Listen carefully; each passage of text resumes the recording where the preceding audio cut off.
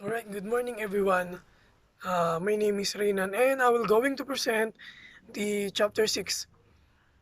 The title is Inbound, Outbound Marketing Management Functions and Strategies. Okay, here's the learning objectives or learning outcomes. In these sections, the following topics are examined. Understanding the structures and functions of inbound and outbound tourism. Understanding the workflow and strategies implemented within the Department of Inbound Tourism. Then, tourism businesses, distributions in different departments, quotas, and special contracts, types made with hotels, reservations, and operational management, strategies in inbound tourisms, and the duties of outbound tourisms, the importance of package tours, difficulties faced by people traveling abroad, customers' complaints and solutions in inbound and outbound tourism. Okay, and here's the introductions. Tourism marketing is the managerial process between customers and market providers. Okay, and daw yung tourism marketing daw is which is the digital transactions between the uh, managerial and the customers. And also means securing community gain as well as satisfying customers' needs and fulfilling company's objectives. Ano daw ibig sabihin nun? Simple lang, yung ah, tourism marketing, ang gusto niya lang is mabigyan or makapag-provide ng good service quality sa mga client or sa mga tourist. Alright? Marketing plays a crucial role in tourism sector. Tama naman.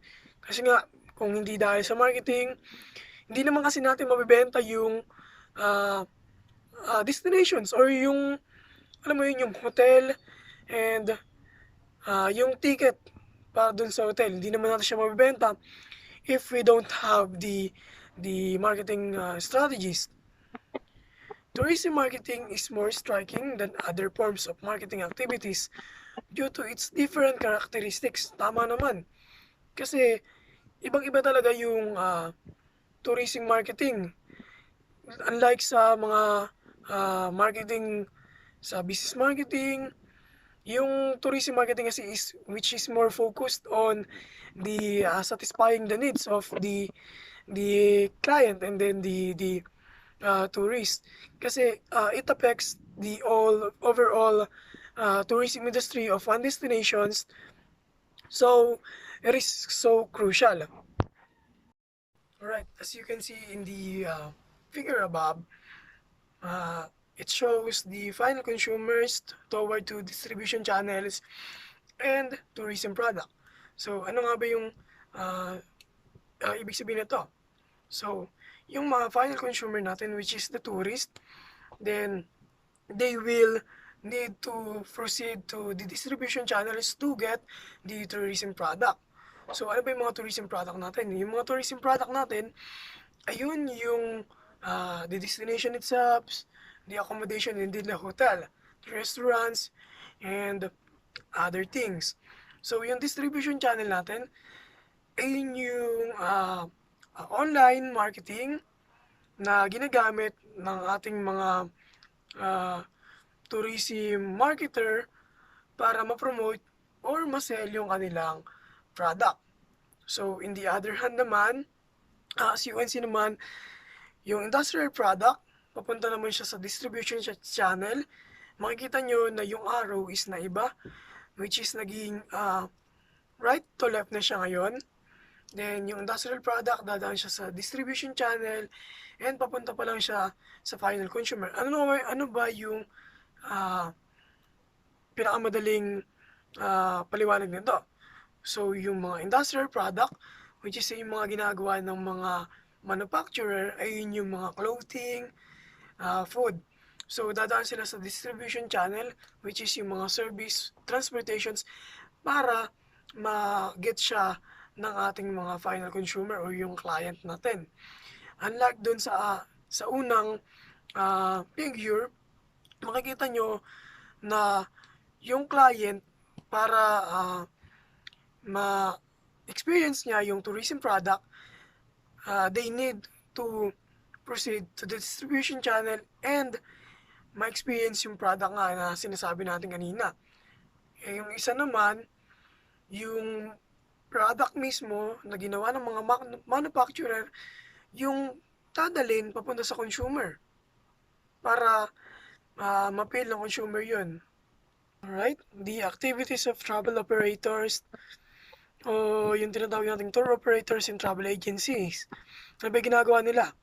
They generally arrange packer tours including flight, accommodation, and transfer. Ayun ang naman yung ginagawa ng mga travel operators. Then, ano yung mga travel operators natin? Meron tayong domestic travel operators. Ano ba sila? They arrange tourist products and service to the residential only within their own country. Okay? Yung domestic travel operators, simple sila lang yung nag-arrange ng service doon sa mga tao rin mismo sa kanilang bansa.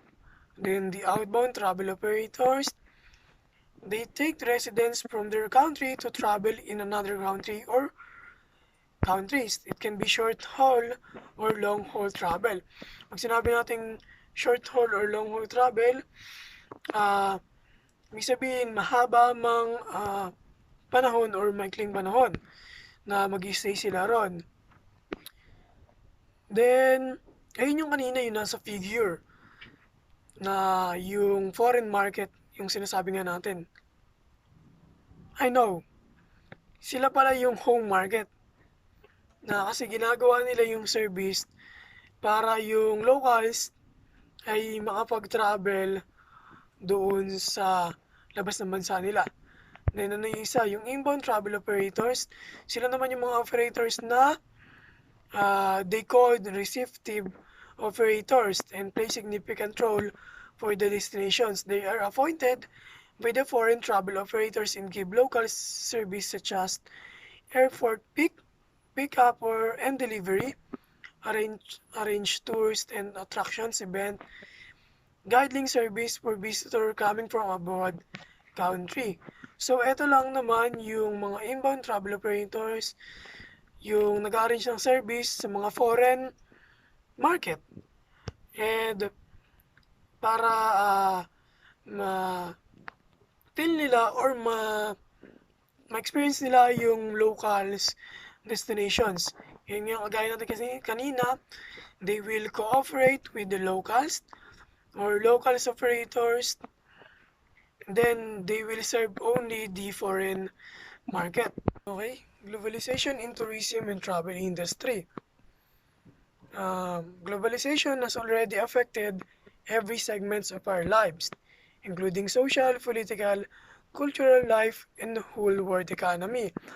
Tama naman kasi yung globalization, nakatulong talaga siya sa pag-boom ng isang economy. Bakit? Kasi kapag yung isang bansa is merong maraming tourist, syempre magge-generate ng income and employment na makakapag-help talaga sa ating economic growth.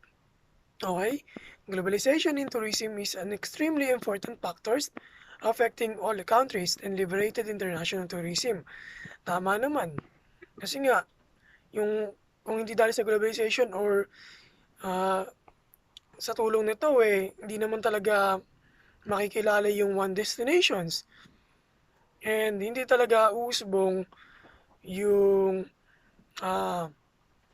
cross-cultural exchange na isa rin sa factors why the tourism go to one destinations. And international tourism is also a strong engine of development for others related industry. Siyempre naman kasi may mga product tayo na makakuha lang natin sa ibang bansa or sa other countries. So, hindi naman natin siya makukuha or hindi siya mapupunta sa bansa natin kung hindi dadaan sa tourism. Kasi yung tourism, pasok sa tourism yung service sector. So, yung transportation. And kung hindi ita-travel yung mga products or goods from the other countries, hindi siya makukuha ng isang bansa. So, tourism din yon. And the growth of international or national tourism today is one of the most powerful drivers of economic growth and development of the country. Tama naman. Kasi kung hindi dahil sa mga travelers from other countries, ah, hindi tayo makapag-generate lang ng incomes sa bansa natin eh. They also the main factors of it. Kasi, kagaya nga ng sabi ko kanina, yung goods and the other products is makukuha lang naman natin sa ibang bansa. So, kapag hindi tayo nag-import or nag-export din, hindi lalago yung bansa natin kasi kapag alam naman natin na kapag maraming tourist, we need also the establishments to accommodate them. And by that, nakakapag-generate ng employment at mababawasan ang unemployment. And sa graph na makikita natin, it shows the international tourism to surpass pre-pandemic levels in 2024. Ibig sabihin, itong graph na to is nagpapakita nung tourism tourism sa buong mundo.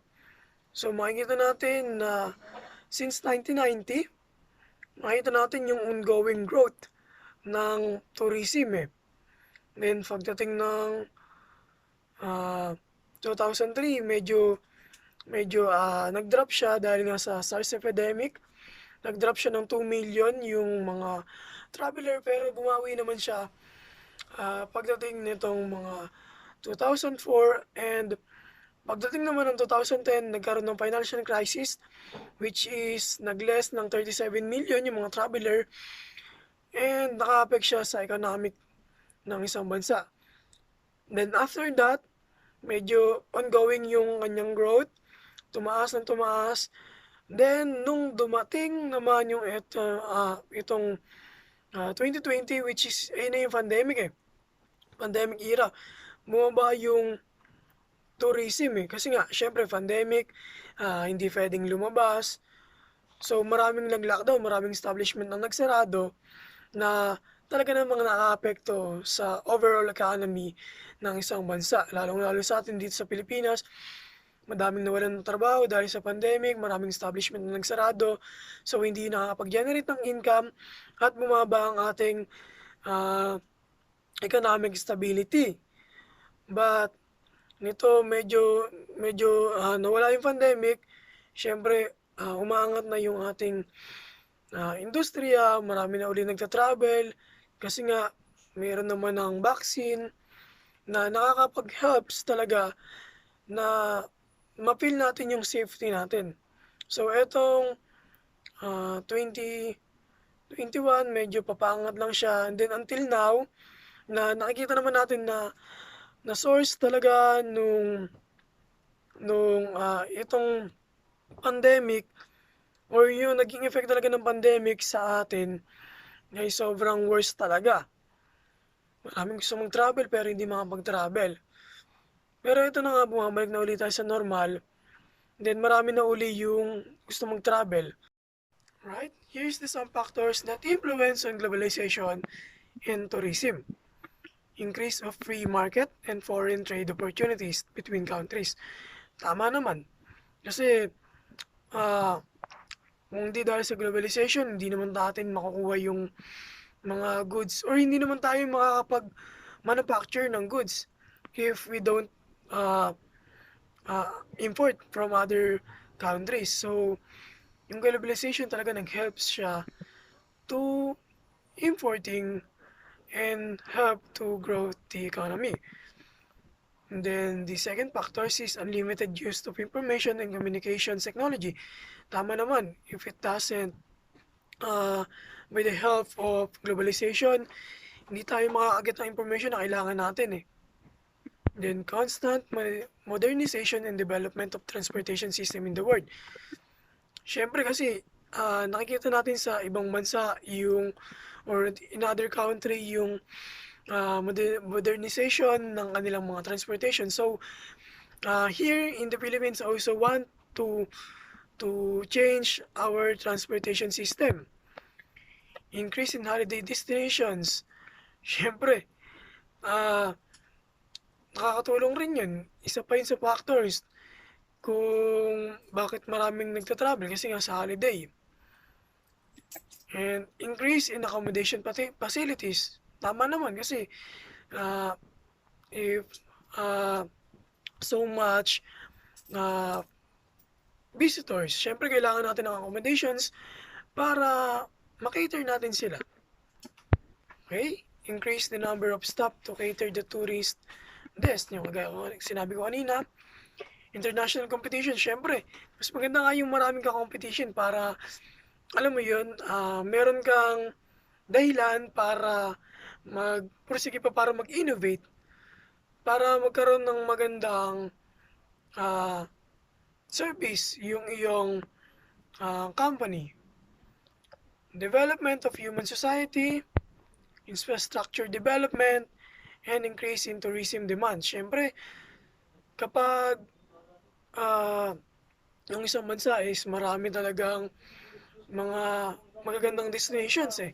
Siyempre, maraming tourist or mga foreigners ang gustong pumunta ron. Inbound tourism. According to the World Tourism Organization, or in the UNWTO, tourism is an activity of the visitor traveling his usual environment for not more than 1 consecutive years and not less than 24 hours. Ibig sabihin, yung inbound tourism na dinefine ng UNWTO, yung ginagawa ng isang visitor papunta sa place na hindi niya naman laging pinupuntahan nang hindi tatagal ng paulit-ulit na taon o hindi mag-aasunod na taon at hindi rin tatagal ng 24 hours. And travel can be for leisure or business and should not be for permanent work and gaining money at the visit place. Ibig sabihin, dapat hindi siya kikita ng pera doon and dapat mag-visit lang siya ron for the leisure. Inbound, ang ibig sabihin is the incoming. Tourism is a valuable source of income for the destination's country's economy. Siyempre, totoo naman kasi nga, yung mga tourist naman talaga yung nakakapag-generate ng income for one economy and hinihelp niya rin ito for the economic growth. Ano ba yung mga advantage ng inbound tourism? And isa na rito is yung economic advantage. It is support economic growth, very important economic instrument in the closure of foreign trade deficit. Foreign exchange earnings enable to have local trades. More tourist income means the more gross domestic products or the GDP increased. And then, yung isa namang advantage nito is yung political advantage. It provides peace between countries, remove barriers between countries, help tourism develops, improves quality or countries' welfare, take measure to facilitate international travel. Ano pa yung isang advantage nito ay yung social advantage, which is the cultural exchange between countries and regions. Bring different countries of people closer with each other. Increase the business volume, infrastructures, development, technologies goes further. Kasi nga, talaga naman na yung inbound tourism is makakatulong talaga siya kasi merong cross-cultural exchange na matututunan tayo or yung culture ng tourist is matututunan natin at makakapag-help para ma-develop tayo. Different types of inbound tourism. Meron tayong different types of inbound tourism. Meron tayong cultural tourism, recreation tourism, health and thermal tourism, nature tourism, sports tourism, and history tourism. Na those na nabanggit ay yung mga bagay na why a lot of people travel from their unusual areas to to experience those tourism. All right, inbound travel operators management. Inbound travel operator or travel agents or tour operators are companies that are specialized in tourist visiting destinations such as a city, country, or region. They promote the destinations as a whole for the visitors, whether FIT or in group. Tourists traveling to another country or ground services are provided by the local travel agencies or the tour operators from the moment they arrive till they leave the country sometimes. Okay? They refer to as destinations management companies or DMCs. Right? Uh, as you can see in the graph below, you can see the transport, facilities, events, accommodations, quality assurance, attractions, and informations. Lahat yon ay nakapaloob sa visitors needs. Siyempre. And transport. Yung transport, siya yung starting point ng mga tourists, lalong-lalo na yung mga tourists from foreign countries. Dapat yung transport is safe, reliable, and convenient dun sa ating mga tourists. Then, to fully compete in other organizations, local or international, your organization need these 7 departments. Okay? Here's the 7 departments. And one of these is the travel operators, sales and contract departments. And contract departments, most important divisions of a company.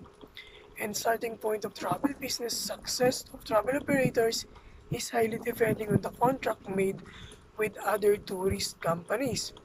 They're responsible for regulating the rights and obligations of the tourism-related services. Alright? Ano ba yung sinasabi na yan? Yung ating sales and contract departments is merong management yan, which is minamanage siya yung offline and online. In offline management, nandun yung price list ng ating services. And sa online management, nandun yung mga plan kung paano natin i-meet yung ating mga consumer. Alright? The duties of sales and contract department. Okay? To determine the supplier of the product and the service that can be cooperated, contract with suppliers, hotel, transports company, etc.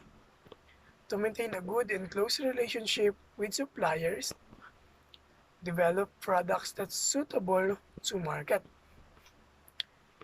And the other is the structures and content of tourism contract. Okay, a contract is a legal document which determines the mutual rights, responsibilities, and obligations of two or more persons and organizations. Although the written contracts are essential in tourism, sometimes may be verbal promises based on the trust at times of intensive work, right? But it is good on relying in a written contracts than the words to ensure the safety of the client. Siyempre, kailangan naman talaga natin na meron talaga pinanghahawakan na written contracts kasi hindi naman maganda yung through pagsasalita lang. Okay? Travel operators and hotel contracts. Here is contractual agreement between the travel operators, agency of travel operators, and the hotel is based on freedom and has a unique structures.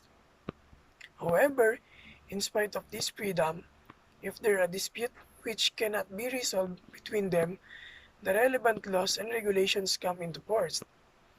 In this contract, the hotel is committed to provide accommodations and association subsidiary service or commissions payment, whereas the operators is committed to provide customers and do the payment complies with the times written in contract. So, in travel operators and hotel contracts, yung travel operators is nag-a-add sila ng tariffs doon sa rooms na kanilang binibenta. Okay? And in the hotel contracts, it is fixed based uh, rate in the room. So, dapat din yung travel operators and hotel contracts, yung price list nila is the same in all channels. Hindi dapat maiba kasi para maiwasan yung confusions ng mga client. Okay? Here's the travel operators hotel contracts types. Okay? The first is sale of or pre-independent travel or FIT, yung kagaya ng sinabi ko kanina. Here, contracts, in this kind of contract, generally, the number of the rooms should be 1 to 10. They made periodical or annual basis and valid without making any commitments. Agency has an access to unpublished FIT rates. Okay, dapat daw yung agency, alam nila yung unpublished na FIT rates kasi nga, para walang confusions pagka sinila nila sa client. But not appeared on the bookings. Yun nga, yung kanina. Okay? And second is the group contracts. These are usual contracts for groups of 10 rooms or more. Room rates may be lower or higher depending on the availability. Dito, nagbabago yung rates based on sa isa-set ng agency. Temporary or closed group contracts. Here's the number of people in a group and dates of stays are predetermined, and these are non-continuous group stays in a certain period of time. Ibig sabihin, yung mga stayer or yung mga mag-accommodate sa room, hindi pwedeng umulit. Okay? And back-to-back group contracts, ito naman yung pwedeng umulit. Generally practice in the summer months or high season. Arrive from foreign countries or scheduled flight. Siyempre, kumbaga naka-schedule na kasi sila ron, kaya pwede silang bumalik. Usually, they return to their countries 3, 5, 7 days, and the next group arrive in the same period of time. Ibig sabihin, yung mag-accommodate dun sa room na yon, same lang din ng long ng time na nag-stay sila ron. Ibig sabihin, yung mga mag-a-arrive is same lang din ng staying period of time kagaya ng umalis. Number 3, allotment of commitment contracts. This is guaranteed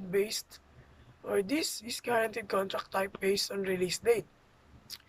Release date is the last date for the pre-sales, and cancellation can be made without no shown. Main objective is to provide a special or exclusive rate and creates demand. Pre-sale full guaranteed payment contracts. The number of the rooms agreed between the agency and the hotel is guaranteed with no show cost. Half the room might be paid advance, mostly applied in high season or during charter operations. And the next is partially pre-sale full guaranteed payment contract. Here's the agency is obligated to pay only the cost of certain room for which it has committed. Okay, dito pwedeng tumaas at bumaba ang blockage by 10 to 30%. And another is the contract without no show or no guarantee. It is most preferred type of contracts for the operators, such as contracts based on the pre-sales. The hotel agreed to allocate the required numbers of rooms to the agency. Okay? Prepaid contract. A type of contract where the operator can make its sales without asking the hotel.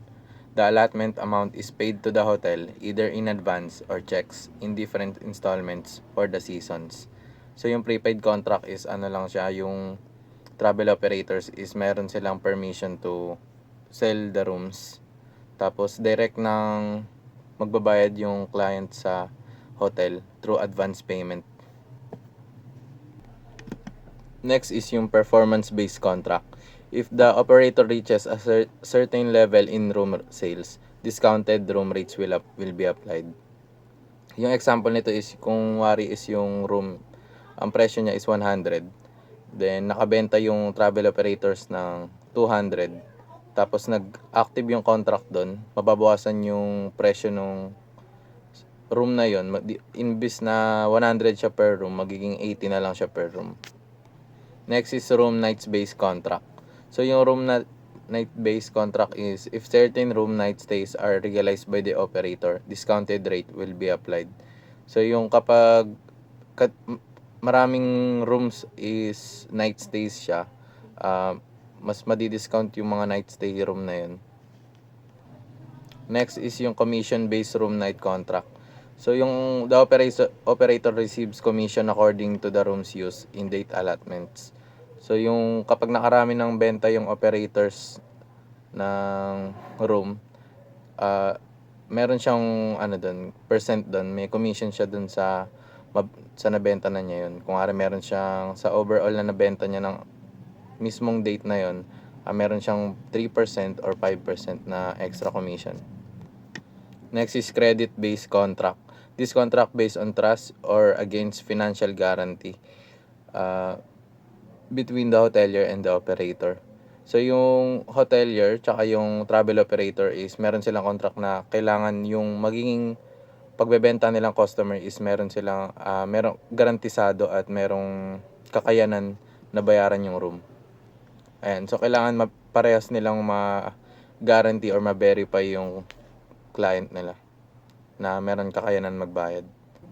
Next is yung kickback contract. This when the number of room night stays gradually exceeds the average use of rooms, the amount of payment between the hotel and the agency are deducted against the invoice or the percentage of profit of that date allotment. So kapag nakarami ng benta yung travel operators saka yung sa hotels, dito sa kickback contract is both sila nagbe-benefit, nagkakaroon sila ng small percentage pareho. Kumpara sa commission base, yung travel operators lang nagkakaroon. Next is complementary room contract. Yung complementary room contract naman is yung pagbibigay ng libreng room para dun sa mga travel operators para dun sila magstay. Next is contract based on contribution to marketing cost.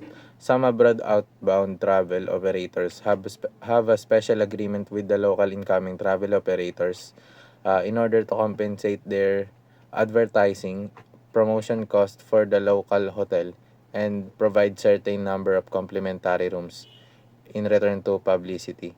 So ito naman is yung contract na to, naka-focus siya sa pagbabayad sa mga nag-a-advertise ng hotel, hindi lang sa local na lugar, hindi lang sa local places, pati yung sa mga international places kung saan sila nag-advertise. Kunwari is yung mga outbound travel operators natin dito sa Pilipinas is nag-a-advertise sila ng hotel sa USA, sa China, or sa iba pang bansa. Ito yung contract is nagfa-fund para sa kanila para magkaroon sila ng ma-stayan pa na lugar. So next is free sale contract. These contracts are made in order to fill the vacant capacity of the hotels during low seasons. The operator doesn't bear any responsibility unless the hotel sends a stop sale message. The hotel is obliged to provide equivalent or higher category room. So yung free sale contract is para sa siya? Para sa low seasons, para sa mga hotel kasi wala masyadong nagpupunta sa mga hotels, ganun.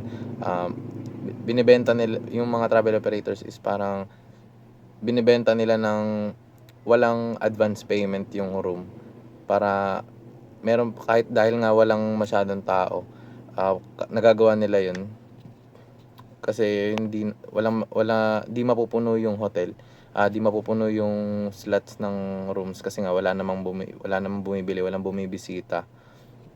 Kaya binebenta lang nila ng free kahit walang advance payment kahit hindi sure na pupunta yung client. Next is yung sole authorized agency or exclusive contract. Sole authorization is a very special method applied between the agency and the hotel for a selected market. The exclusive rates given to the operator by the hotel is not given to other operators working in the same market. So ito naman is yung contract na to is limited lang yung authorized na tao or authorized na travel operators na magbenta ng specific na pwede magbenta ng exclusive contract na mura. Kunwari, for example is ako at si Dodong, is binigyan siya ng authorization ng hotel manager na pwede siya magbenta ng exclusive na room rate. Kumbaga is pwede mas mura, mas madaming features yung pwede niyang ibentang contract. Tapos yung sa akin naman is normal contract lang yung pwede kong ibenta. Hindi wala akong authorized, di ako authorized para magbenta ng exclusive contracts or exclusive room rates. Next is fly support contract.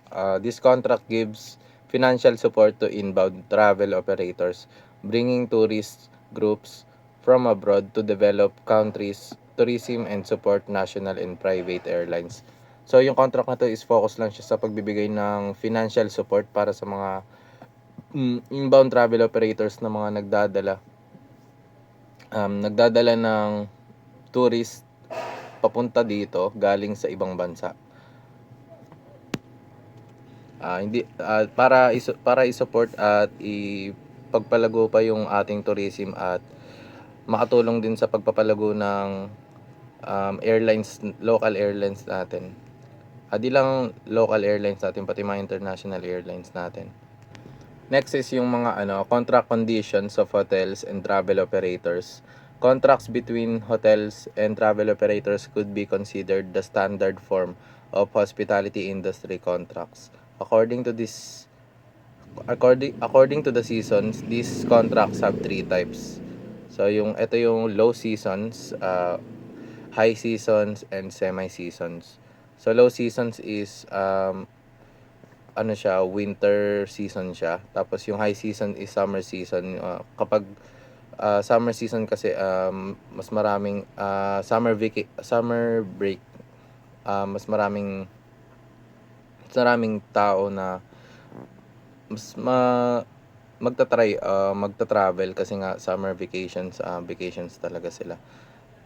Tapos last yung semi-season, so rates and conditions are changeable. So ito is yung semi-seasons is parang pareho rin siya nung winter and summer. So nagbabago rin siya. Hindi lang winter summer, katulad ng mga spring, may yung iba pang seasons kasama diyan.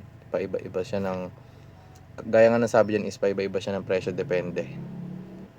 So next is contract general terms, conditions, and booking policies.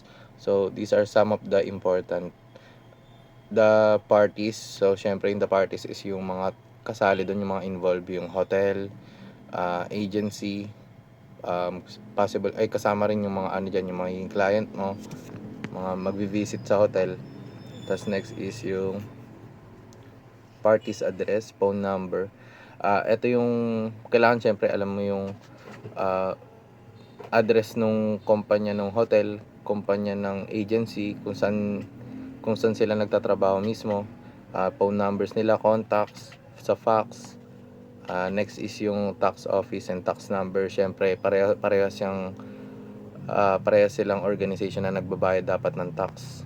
Tapos next is start and end date of the contract. So syempre kapag may contract yung parehong organization na yan, kailangan naka-indicate sa ano nila, sa condition nila, sa contract nila kung kailan yung start ng contract at kailan magtatapos yung contract. So next is rates of different room types. So eto syempre dapat kapag nag-contract sila is kasama dapat yung mga rooms na available dun sa hotel, at syempre dapat ma-inform yung travel agency kung ano yung mga room na yun at ano yung mga presyo ng mga rooms na yun, ano yung mga types na yun. So next is cancellations. Forfeit bookings, the cancellation period is 7 days or 72 hours. But in case of high volume business, it can be canceled within 24 hours prior to arrival of the guest. So ito yung mga conditions sa cancellations para mag-cancel ng bookings ng client.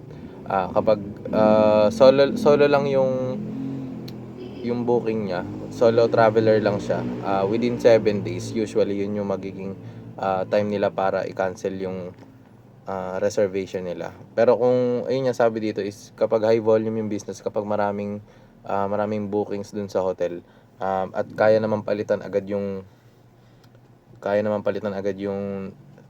nireserve na room, pwede yun within 24 hours ma-cancel niya bago siya dumating. So for group cancellations, depende yung cancellation nito sa agreements tsaka sa condition. Pero usually 15 to 30 days dapat bago dumating yung party na yun or yung mga clients na yun, yung group na yun, kailangan ma-cancel na nila yung reservation. So next, considerations that should be added to the contract.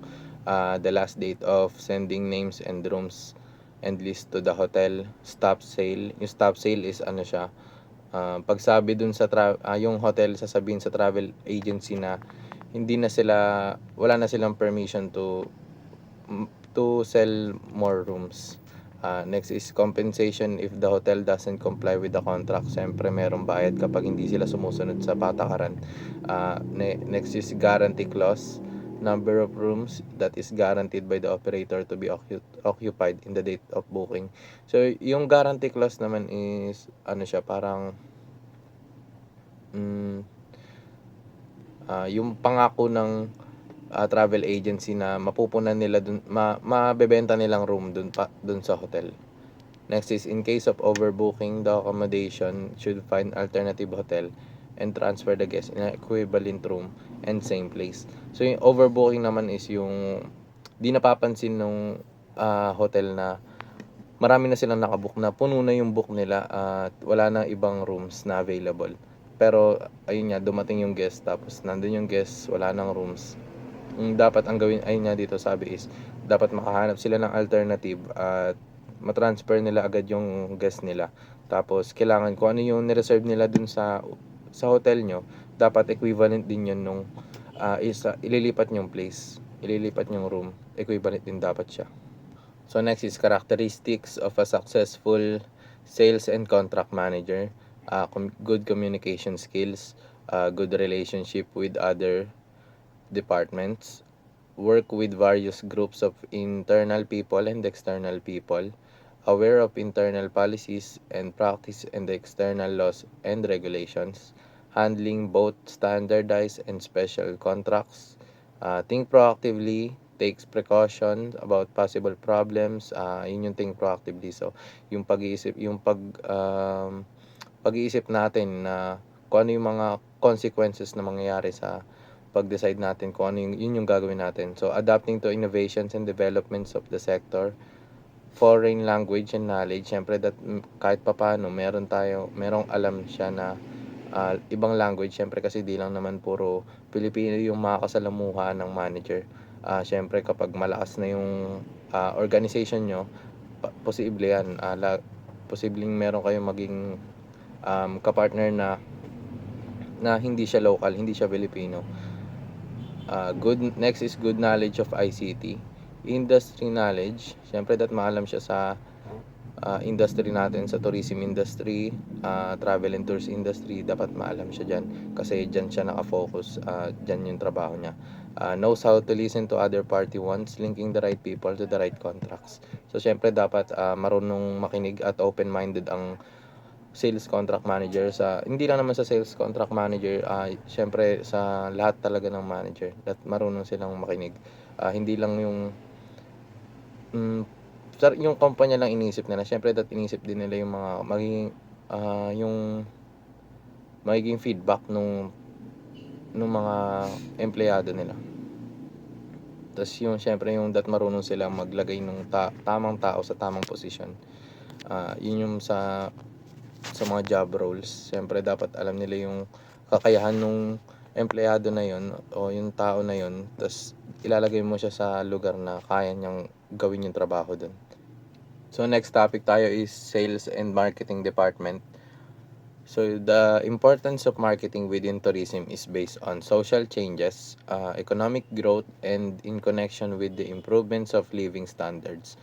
Overall, in modern tourism marketing, travel operators started to provide the accurate organization structure, offering right product and services to customers. Tourism products should satisfy customers' leisure, pleasure, nor business needs at places other than their own normal place or residence. Tourism product and service offered should have instinct value to the customers.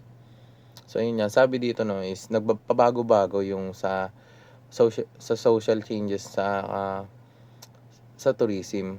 So syempre pabago-bago rin yung magiging demands ng customers natin. Syempre dapat kaya natin mag-adapt dun at malaman natin yung kailangan nila at yung masatisfy natin yung pangangailangan nila, tsaka yung mga yun nga, sabi rin dito yung mga pleasure nila, business needs at iba pang pangangailangan nila, at masatisfy natin yun nang wala sa local place nila.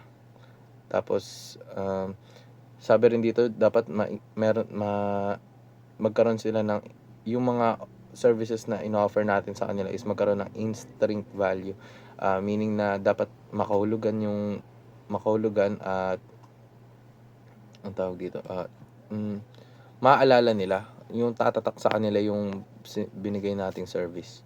So next is tourism product and service, therefore defined by 5 characteristics. So ito yung 5 characteristics ng tourism product. So yung one is yung intangibility. Siyempre hindi natin hahawakan yung mga services na ino-offer ng sa tourism natin.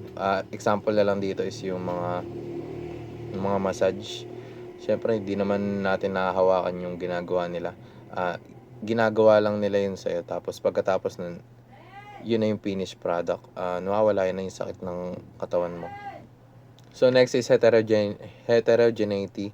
Every tourism experience is different and the measurement of the experience changes for each individual. So yun yan, sabi nga dito, ang experience ng mga turista natin is iba-iba sila, at lahat yun is iba rin sa tao. Next is perishability. Tourism services cannot be stockpiled. So sabi lang naman dito yung perishability means hindi natin nai-imbak yung mga tourism services. So inseparability, the tourism services has to be used where it is bought. It cannot be taken home for later. So sabi nga dito, inseparability, hindi siya nahiwalay yung service na yun, hindi nahiwalay yun sa lugar na binilan mo. So yun nga no, yung next is lack of ownership.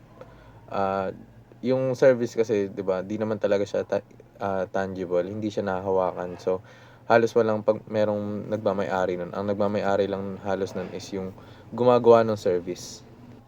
Next is travel operators, tourism marketing management. Travel operators should operate in order to adapt to their marketing activities to the target customers.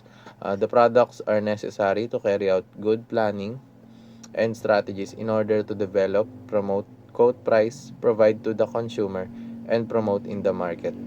travel operators should apply the correct marketing methods to the products and services they offer. Because the life dynamic of every product is different in the market. In recent years, development in information communication technology or yung ICT formed a new market in tourism industry, especially the increase of internet usage. The tourism merged into this change. So gaya nung sabi ko nga kanina, paiba-iba ang society natin. Nag-iiba-iba rin yung demand ng customers tsaka ng mga tourists. So kailangan as a tourism marketing management, matuto tayo mag-adapt at matuto tayo mag-strategy. Gumawa ng mga strategies na plano para makabenta tayo sa market. So ayun nga, no, sabi rin dito is sa mga past few years o past decades, nagkaroon tayo ng development ng pag-advance natin ng technology, yung sa usage ng internet. So mas dumami na ang paggamit ng internet ngayon. Halos one click away na lang yung mga information. Kaya nag-merge na rin yung tourism dito sa change na to. Kaya halos yung mga nag-advertise ng mga travel tours, yung mga tour packages, nasa internet na yan halos lahat. So ito yung modern marketing, nag-evolve siya through 4 stages. So number 1 is yung product-led marketing. Yung mga unang unang stage ng tourism is more on product siya, product oriented siya. Naka-focus lang yung tourism market sa product. Pero meron pa rin naman na service doon. Mas naka-focus lang siya sa products. Next is sales-led marketing. The emphasis is on convincing the customers to purchase the product or service. Usually the condition for this is the supply is greater than demand. The focus is to sell rather than the needs of the customer. So yung sales-led marketing naman is yung pagalingan mag-persuade ng customers na bilhin yung product mo. Mas naka-focus na siya dito na mas makabenta kayo kaysa sa pangangailangan ng customer. Nangyayari tong stage na to kasi mas dito, mas marami yung supply ng product or service kumpara sa demand. Kaya more on aggressive type sila magbenta para mas marami silang mabenta. So next is consumer-led marketing. The marketing orientation focuses on the customers. What does the customer want? What does the customer needs? Can the organization provide it? So ayun yan, nakafocus lang siya sa pangangailangan ng customers. Tsaka kung paano ibibigay ito ng organization or ng mga businessman. Lalo na sa tourism. Example na lang dito is yung sa hotel, yung mga features doon. 'Di ba? Hindi naman lahat 'yun meron dati. Nag-evolve lang 'yun kasi nga dahil sa consumer natin. Yun yung mga pangangailangan nila. So next is yung consumer-led marketing with an environmental, social, and cultural strategy. So the product, services, images are tailored to protect the environment, including tourism attractions. So ito rin is parang lang din siya, yung sa consumer-led marketing, pero ito naman is meron siyang involved na social and cultural strategy. Yung environmental, social and cultural strategy is yung example na lang dito is yung pag-protect natin ng environment para mas masustain pa natin to. Mas mapatagal natin yung buhay ng tourism doon, yung mga tourist attraction doon maprotektahan natin sa panira ng pollution, mga kalat, mga ganon. Example na nga lang dito sabi, Starbucks straws are now made from paper instead of plastics. So sa dati nga naman yung mga straws halos plastic lang talaga siya gawa. Ngayon is papers na lang siya. So next is characteristics of marketing manager. Syempre dapat una dito is innovative. and always looking for innovative ideas that will bring your products and sales a high advantage in the market. So, syempre, pag innovative, kailangan marunong tayong gumawa ng, marunong tayong mag-isip at mag-brainstorm ng mga bagong products or bagong features ng products para maging unique yung product natin at magkaroon tayo ng advantage sa market. Siyempre yung market halos pare-pareho na yan, palakasan na lang talaga. Successful marketing manager tasks, marketing team recruitment. This is the process of involving close inspection with human resources department in drawing up job analysis, job description, and devising ideal personal profiles. So yung marketing team recruitment is ano siya, yung pag-hire ng mga empleyado, yung pag-i-interview ng magiging empleyado mo kung kaya ba nila magtrabaho at pasok yung kakayahan nila sa job description na ina-applyan nila. So next is marketing team structure and organization need. Decision of the size of marketing team, organizing sales force such as per region, and market such as different airlines, corporate buyers, travel agencies. So ito yung pagsiset ng tao o gaano kalaki yung magiging team mo para sa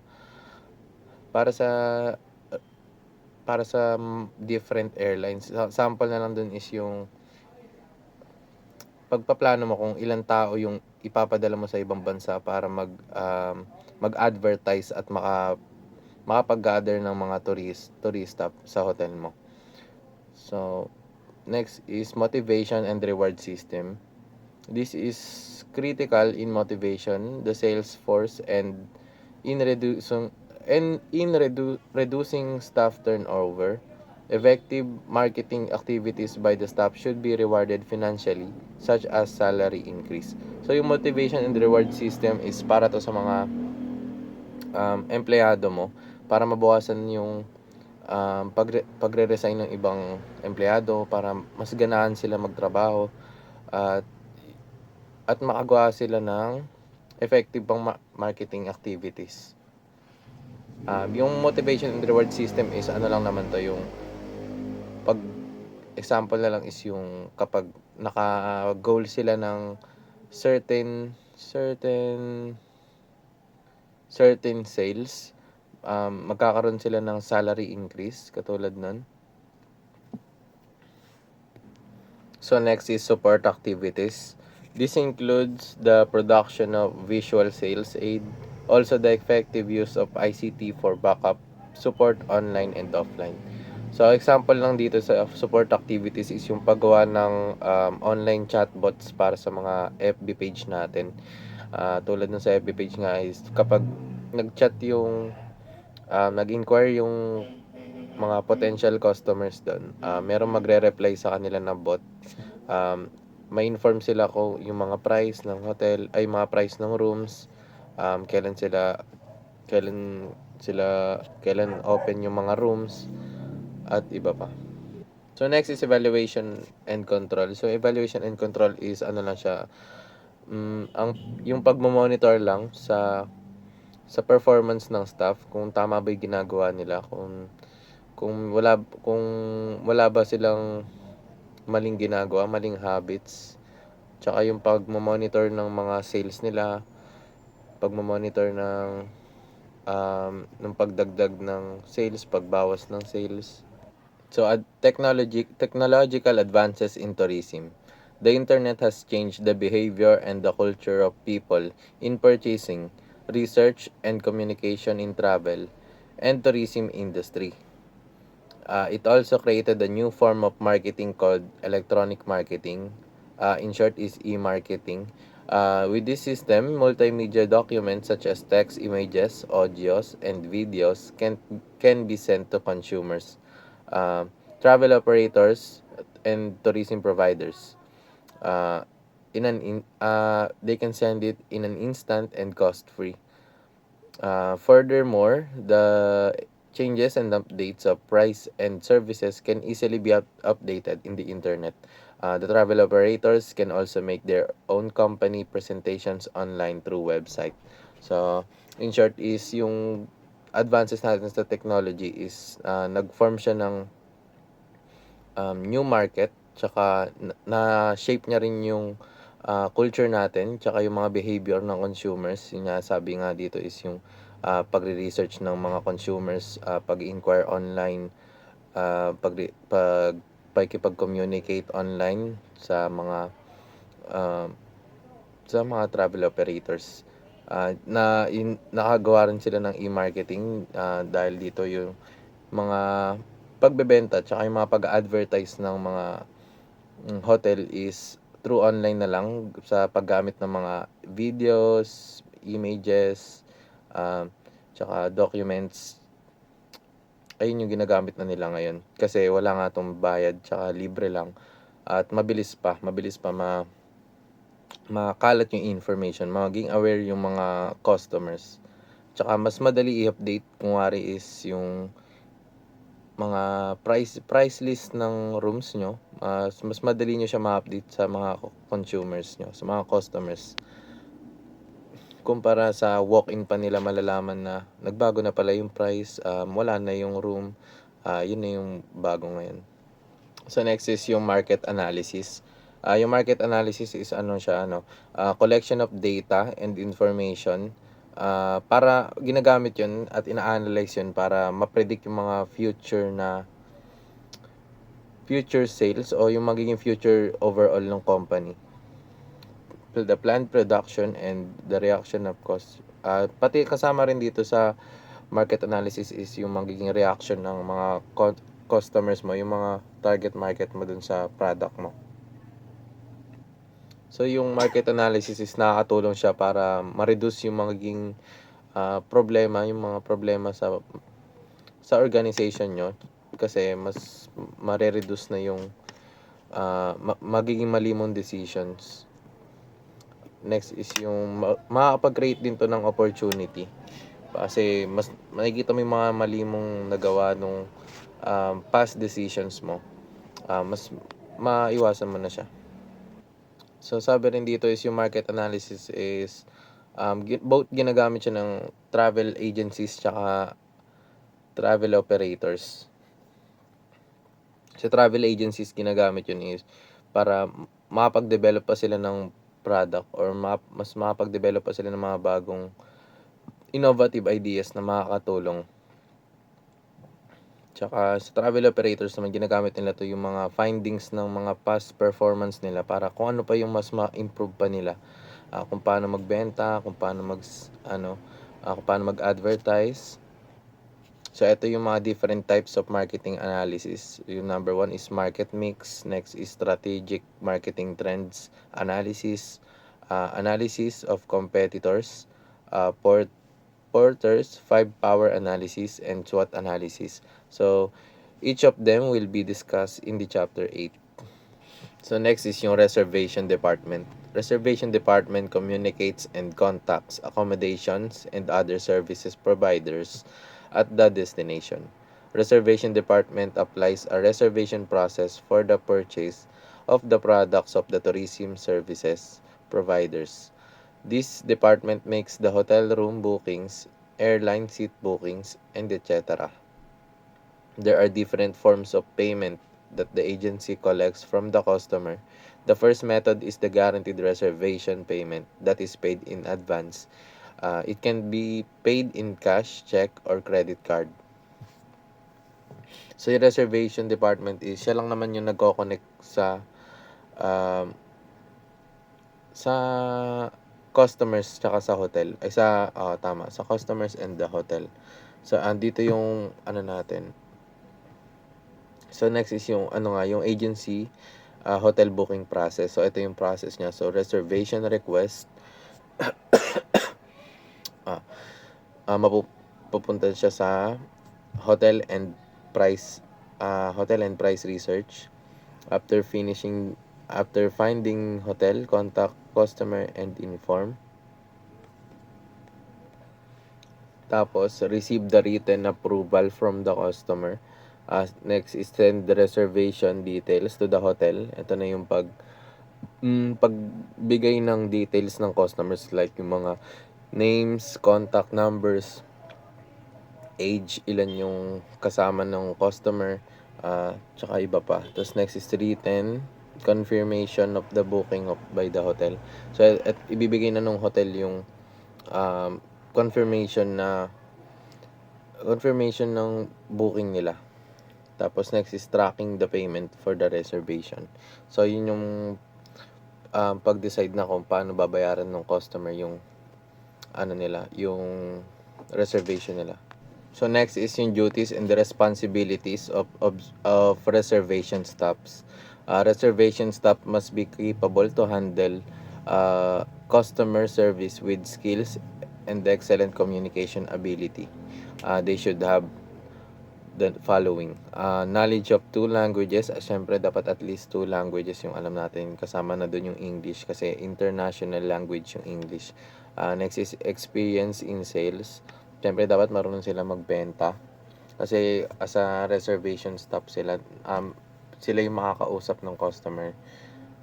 Tapos next is yung basic computer proficiency. Syempre sila yung nag-encode niyan, nag-encode sa system ng hotel para malagay yun. So data entry experience, so parang yun din yun, kasama din yun sa basic computer proficiency. Working knowledge of office equipment. Syempre nasa office sila, dapat maalam sila sa yung mga equipment sa office, yung mga gamit doon, mga printers, photocopying machines. Next is flexible to work extra hours. So syempre di lang naman dito sa reservation staff yung pagiging dapat flexible ka tsaka kaya mo mag-work ng extra hours. Syempre sa lahat dapat ng trabaho kaya mong gawin yan. Next is their job is to assist customers with the planning and booking aspect of their vacation and stay. They do booking of car rentals, airplane tickets, etc. They do this through physical inquiries online or on the telephone. So yung job lang naman ng reservation staffs is yun nga, yung tulungan yung potential customers na tumatawag sa kanila, di lang kung telephone yon, online, or kapag physical inquiries naman, sila yung face to face na makikipag-usap dun sa customers at i-assist sila kung paano, kung anong rooms yung available. Sasabihin mo sa kanila kung magkano yung rooms, ano yung rooms na available at kailan yun open, kung kailan merong slot.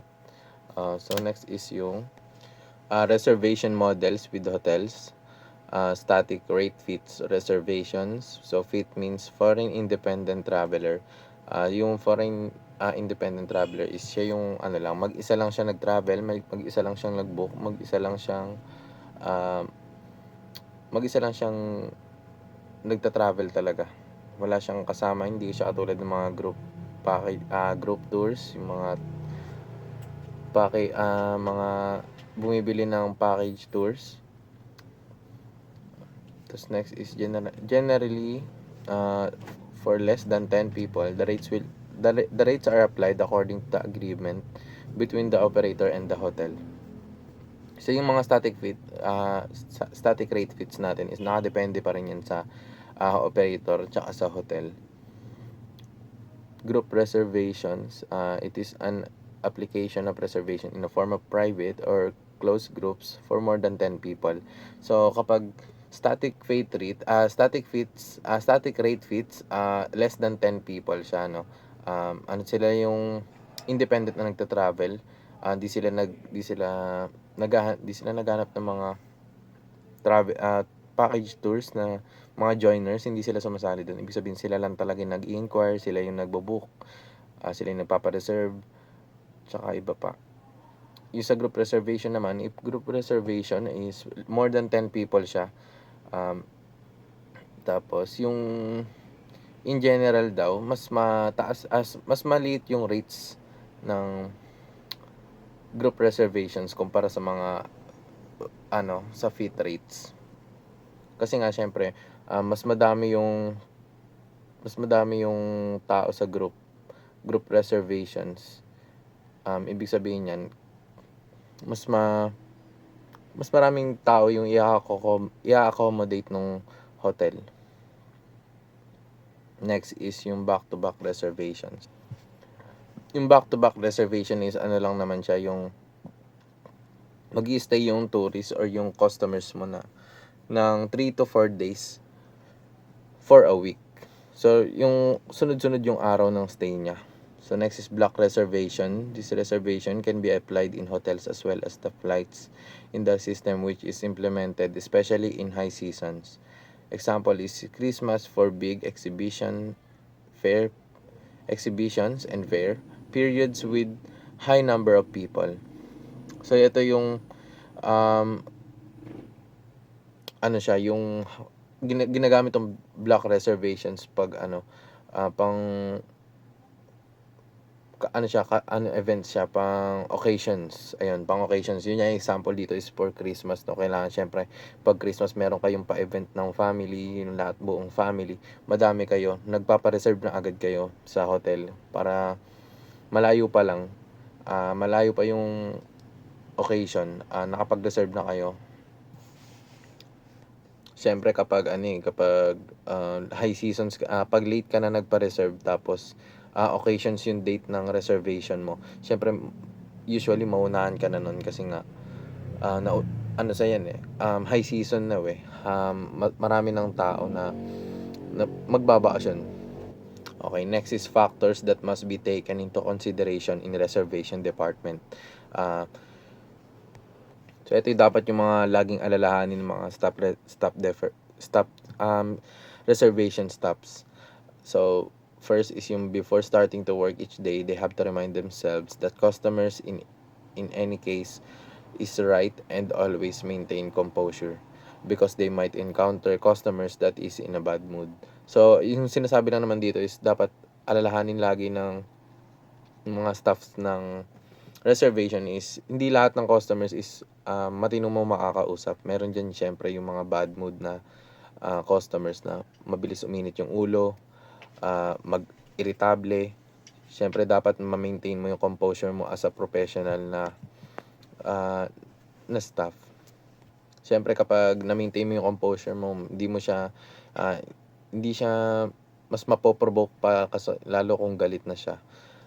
Hindi siya mapoprovoke, tsaka kung kaya mo mapapahinahon mo pa yung tao na yun. So next is hotels and other services providers are partners of the company. Their staff should be in a good relationship. So syempre sa hotels, yung mga department doon dapat di lang naman sa reservation to, syempre in general na to sa lahat ng department ng hotel, dapat magkakasundo sila, wala silang conflict. Next is yung travel operators should always consider setting up a automated system chatbot.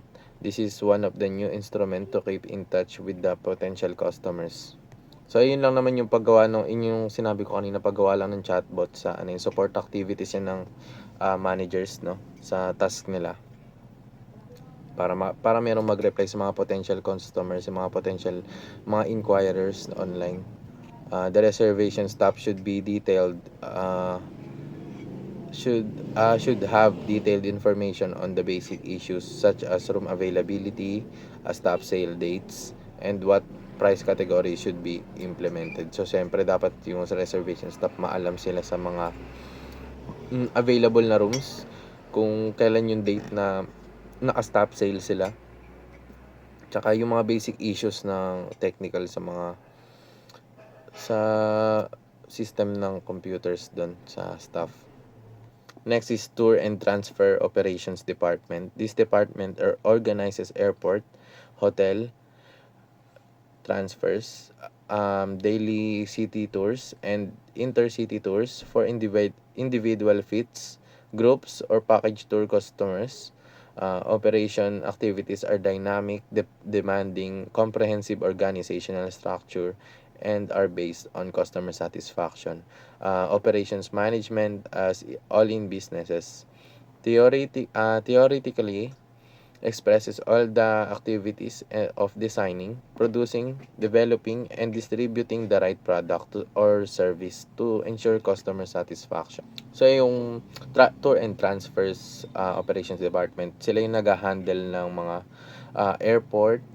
airport hotel at mga transfers, tsaka yung mga city tours, yung mga intercity tours ng hindi lang naman sa fit groups, pati yung sa mga package tour customers. Ito yung nagtutour yung example dito is yung naalala ko yung bus tour na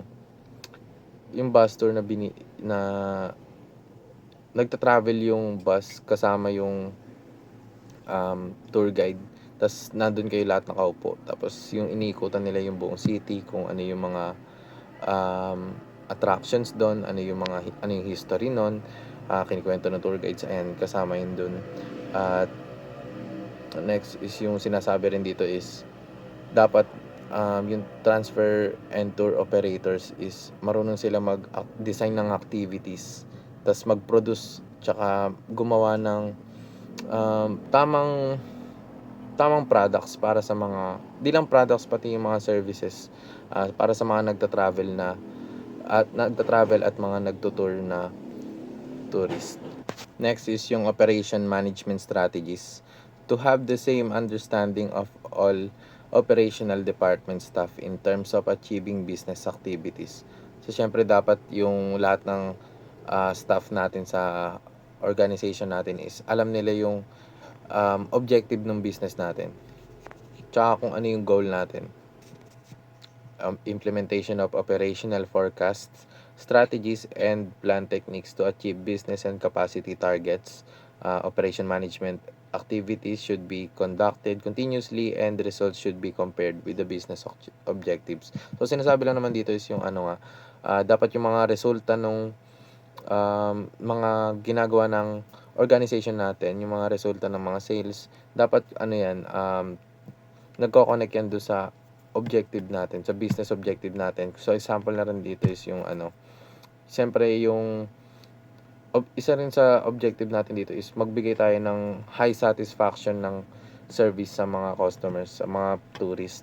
So, syempre that makikita natin yun sa feedback ng mga customers natin, sa mga kung namo-monitor yan ng maayos ng manager, makikita natin yung mga feedbacks ng mga customers natin.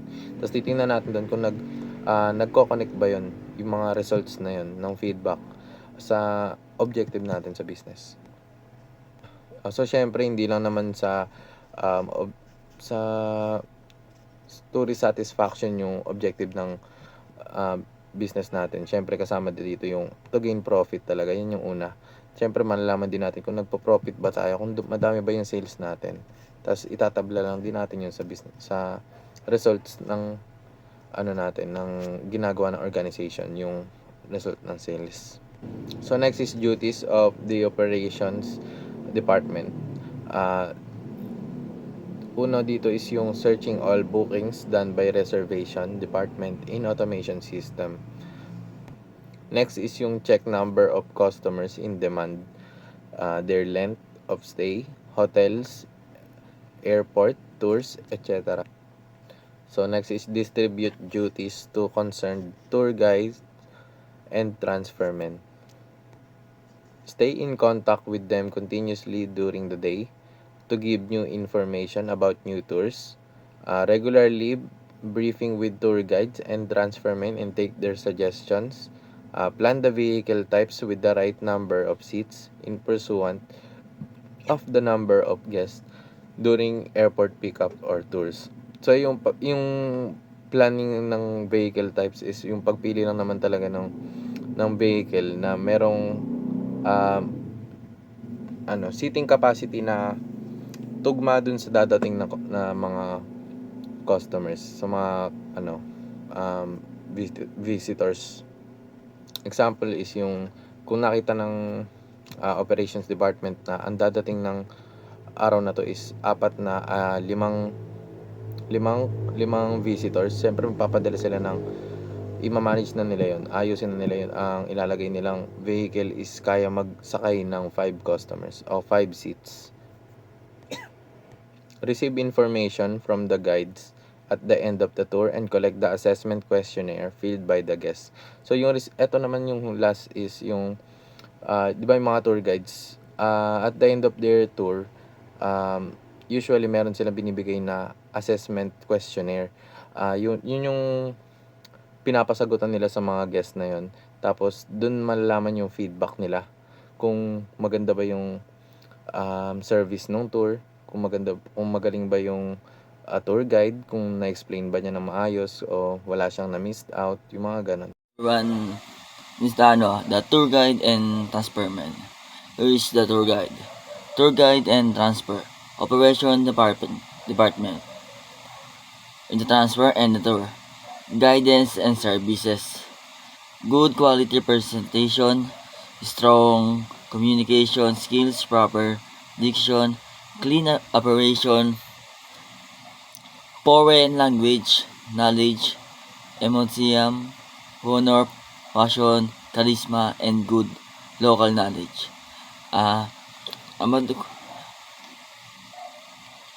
Adequate information, problem solving. And pababa po tayo, and service quality, nakagay doon, tsaka product quality, staff factors, tsaka bababa tayo sa consumer perception, consumer satisfaction, positive word of mouth communication, tsaka customer loyalty. Parang ano lang siya, mga yung table na to. Parang sa gitna niya yung good quality presentation, strong communication skill, proper diction, clean. Parang siya mismo yung siya mismo na mamuno doon, parang ganun. Sa kanya umiikot ang lahat, service quality, tsaka product staff, tsaka staff factors. The tour guides. Perhaps the guidance service is the most important part of the service provided for travel operators. A tour guide, a tourist guide, is a person who guides customer in the language of their choice and provides assistance and interprets information in visited city or region on cultural, historical, and contemporary heritage to people on organized tours and or significant interest. They normally process a specific qualification like guidance license, usually issued and or recognized by the appropriate authority. The tour guides po pala yung the tour guide should present information to the guest without being distributed and should speak gentle way, should be create false image. In most cases, the guest before arriving at destination, they get knowledge about where I go and what to see. However, during the tours, the close contact and the narrative style of your guide affect the tourist view about the destination. Even more, during the daily tours meeting, the guests at the hotels as time respect the duration of tour and arrive at the hotel schedule time. This vacation in these are all up expectation. Yung ginagawa po kasi ng tour guide, yung siya mismo yung dating po yung turista, sila agad yung sumasalo, sila agad nag-entertain, tsaka yung sila agad yung nagmamanage kung saan sila pupunta, sila yung parang sasamahan ka sa mga tourist spot, ganun po ang tour guide. Saan naman tayo? Sa may duties of transfermen. The transfermen are engaged in activities such meeting and greetings the customer arriving at the airport. Seaports or train station as transfer them to the hotel. Arrange check-in process in the same way during the departing day. Assist the time in check-out, transfer from the hotel and airport. Parang hindi naman po sa duties of transferment. Parang siya naman po sa kuwari po sa may sa may hotel. Hindi ba po sa hotel yung sila po yung time in and check-out. Parang sila po yung ganun, yung kuwari po, yung turista po pupunta po sa isang hotel. parang ano sila yung mag-aano muna nga, sila yung mag-a-assist sa turista. Ganun. Parang lang, para ko tayo sa may table na to, transfer service, 150 guests, guest with transfer, tsaka yung 40 na guest with transfer, tsaka yung other 10 naman po, sila naman po yung yung guest without transfer, tsaka guest with tour, tsaka sa may guest with transfer naman, yung may 30 lang na guest with tour, tsaka may 10 namang ayaw with guest without tour. The 5 business development department. As in other sectors, there should be business development department in travel companies. As well, this department works very close to the owner of the company and also provides integration between the others department. It shares all kind of planning and developments. Will upper management, travel operators, travel agency or travel operators have direct business relationship with national and international travel and tourism companies. Sa business development po, yung yung department has the following function in the company. Hindi na rin po yung mga determine the market position of the company, do market search, make planning and developing activities for each destination, launch new destination, supervise requirements planning for departments in the organization, follow recent laws and amendments related in tourism and travel, be aware of the government and tourism policies, prepare projection for market share and profit, create policies for strengthening company loyalty, tsaka yung create policies strengthening supplier relationship, prepare plans for customer satisfaction, arrange workshop, participant first and exhibition and other tourism organization locally and abroad, organize and familiarize trips in other countries. Parang sa may nga po sa 5 businesses development department, parang lang po siya yung yung para sa kumpanya, yung mamahala, parang ganun din po yung department, yung mga nagtatrabaho ganun, yung trabaho close po sa mismong owner ng companies. Ganun po yung sa business development department. Naging nga rin yung mga ganun, yung do market search, parang sa market naman po yung sinesearch po. Naman po the role of the business development manager. The business development manager has a number of responsibilities, but the primary one is to introduce the service products of the company to the customer or market in a very effective way to these needs, to make sure that his team is able to work efficiently as possible, and this means making sure they have clear goals, both short term, long term. He should delegate how much he can, but the must follow up things are being done as per the company objectives.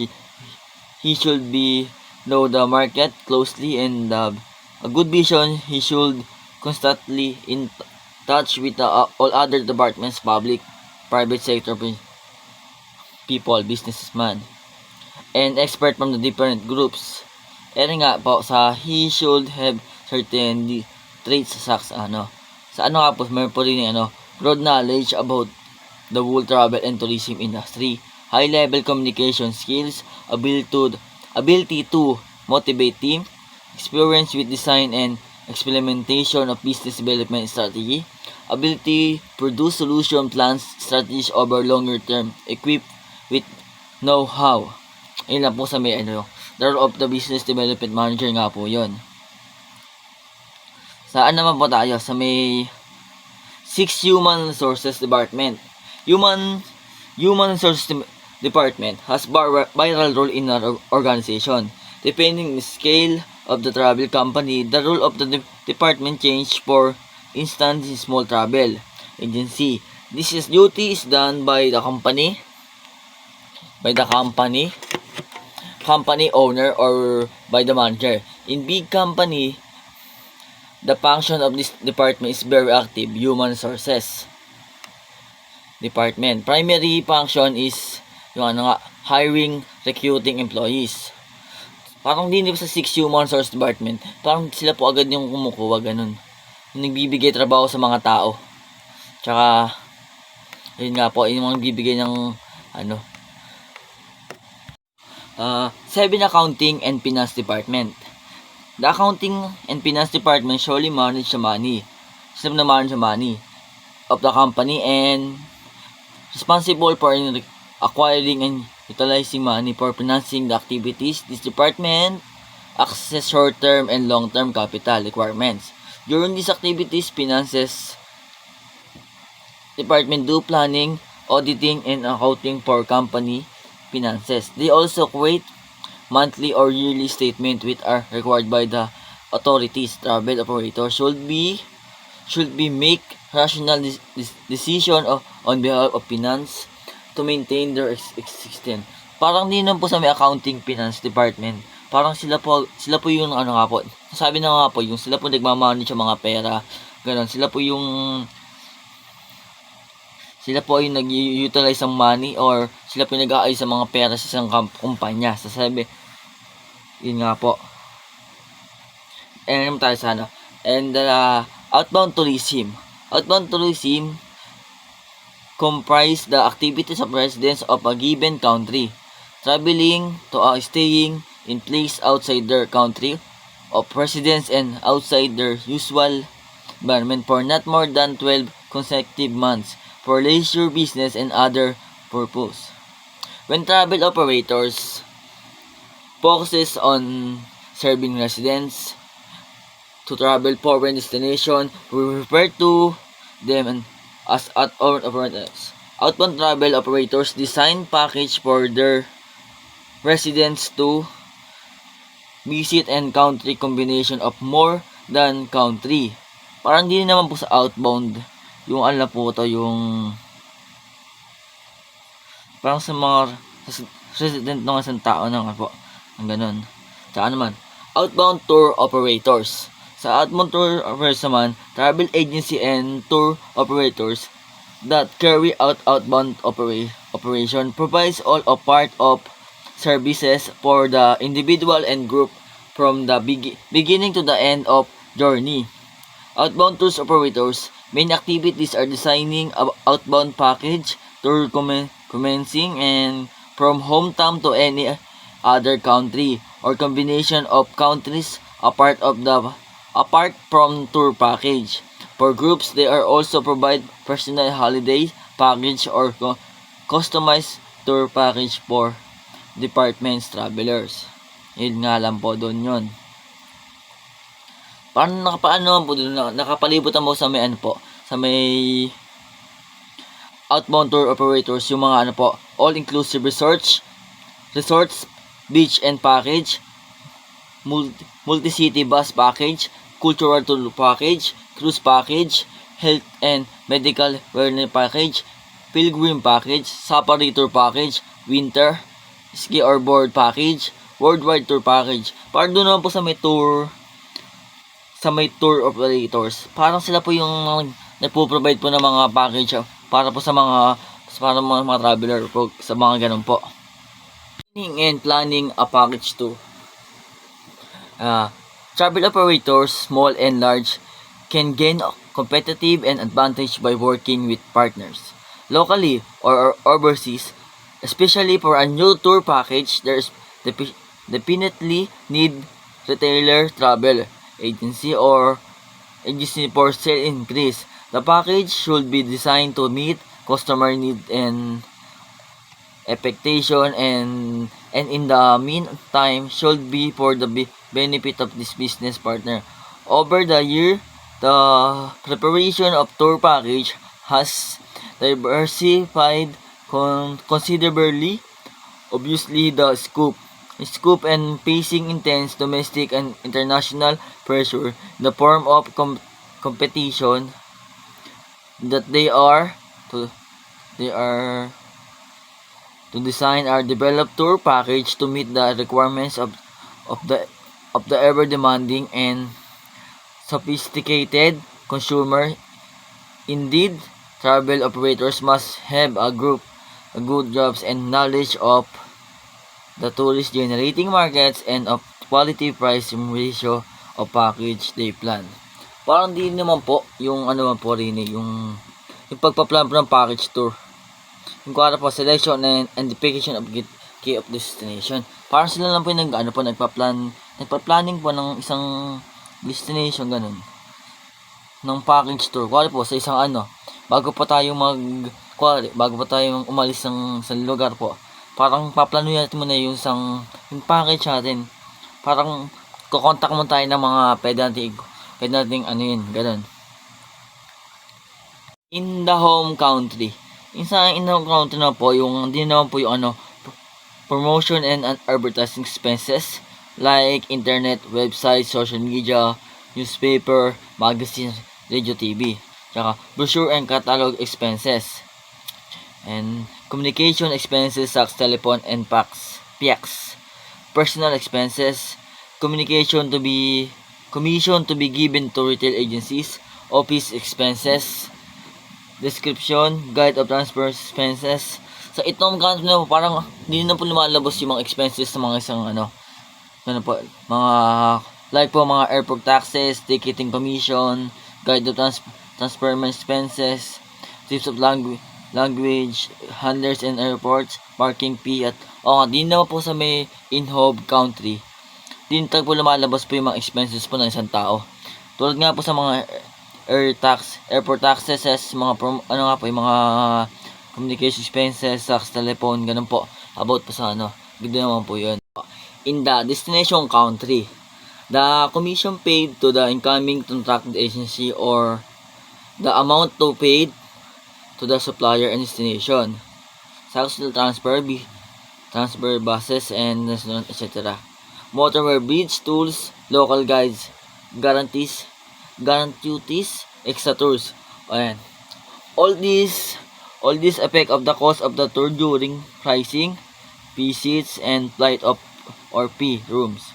In hotel and reduce from the cost, the exchange rate of the tour starting date is taken into consideration. Parang din naman po sa may in the destination country, parang din naman po lumalabas yung mga parang gastos, kuwari po sa mga motorway, bridge, mga tolls, mga ganun po. Lahat po ng mga local guides, din po yung mga lumalabas yung tsaka mga extra tours. Parang yun po yung mga extra gagawin, ganun. Sa mga package po siya, ganun po. The tour package marketing. Di pala. Ayan po tayo sa Ano po tayo? Cost calculation. The net tour cost plus total fixed cost plus variable cost times number of tour participant and plus estimated profit. The following expenses are not added in the cost of calculation and customer is warned before. Mga yung phone calls made in hotel room, minibar use, mga shopping, medicine, laundry, extra drinks and meals, other personal expenses. Pero naman ito yung mga ibang expenses lang po natin. Kung ano yung mga minibar, mga laundry nga po, mga ganyan lang po ito. Tour package marketing. Hindi naman tayo tour package. Marketing is the process of attracting potential customers in your product and or services. Marketing involves promoting, selling, and distributing the products or services. The right marketing strategy means giving the right message to your consumer in the right marketing channels at the right time. Operators can sell the product directly to the consumer without intermediaries with B2C driven method. However, this by to means na effective ways. Yun nga po sa may tour package marketing. Parang ito naman po yung yung market na yung parang pagbebenta ka ng mga package po na ganon. Their international visa. Most of the country requests visa along with a passport from foreigners. The main difference between a visa and passport is that visa is endorsement placed within a passport that grants the holder official permission to enter, live, or stay in the country. A visa grants permission to enter the country and for a set span of time and for a specific purpose. Every country has its own requirements for using visa, but the basis application procedure is generally the same. Applicants need to contact the consulate or an authorized visa agency. Sa sa may international visa, kailangan po talaga siya pag tayo po ay lumilipat na ibang bansa, kasi parang yun po dapat yung kailangan natin bago po tayo pumunta, para kasi po pag wala pong visa, parang tatawag po tayong TNT, yung kali po sa ibang bansa, yung mga OFW. Mas maganda po na may visa po tayo pag pupunta po tayo na ibang bansa. Travel insurance. Travel insurance is a type of insurance that covers the cost of losses associated with traveling. It's a useful protection for those traveling domestically or abroad. Many travel operators selling tickets or tour package give consumer the option to purchase travel insurance. Parang din po sa travel insurance, para po sila po yung para po sa mga yung insurance nga po, yun nga po ganun. Yung covers the main categories of travel, mga ganun po. Travel tips and trending when traveling abroad. Safety and security are the most important issue when traveling abroad. While most travel pass without incidents, however, travel, whether for business, for pleasure, it is best to be ready for any kind of eventuality and take precaution beforehand. Safety really begins with awareness. Most common issues that travelers face during travel to foreign countries are ito po yung mga dapat nating mga tips na dapat nating huwag kalimutan pag tayo tips or kailangan natin dalhin pag tayo magka-travel. Yung theft of money or passport, mga pickpocket and scammers may be prevalent in many of the places. Keep your luggage and personal belonging in your sight all times. Tsaka pag kayo naman po ay nagkasakit, it's not pleasant to be sick anytime, even at home, but it's so much worse when happens while traveling. Hand hygiene. Hand hygiene is essential to stop and reduce the change of diarrhea. Tsaka, drinking water. Kailangan natin lagi umiinom pag tayo travel. Now, never drink tap water in the hotel. Always drink bottled water and double check that the seal is intact on the bottle top. Be careful of food contamination. Watch out when eating street foods, salad, raw fruits, or reheated food. Aware of surroundings, especially when traveling on public bus or working in the crowd, marketplace, or tourist spot. And lastly, avoid public demonstration, especially political demonstration or human rights. And for the lastly, and customer complaints and solution in travel operation. In tourism industry, customer satisfaction and customer loyalty are two main issues which companies are focusing on and trying to be successful about the consumer will be loyal to the company when he is satisfied with the product and service. He both a dissatisfied customer is great danger for a company, and it affects the entire business and thus the profitability. Consumer complaints are an important factors for travel operators. Therefore, in travel business, leading managers must take effective action to resolve the sources of customer complaints. Parang sinasabi ng po sa mga customer complaints, yung parang ano nga po, yung pagiging satisfaction natin sa isang ganun. Yung mga consumer complaints naman po, yung mga yung failure of the service. Mga failure po ng service, last minute changes made in the tour program, problem encountered in the hotel, mga ganmga complaints nga po to. Air travel problems, use of old or damaged bus in transfer, bus driver bad behavior, mga ganun nga po mga complaints sa isang Yun na nga po. Thank you for watching.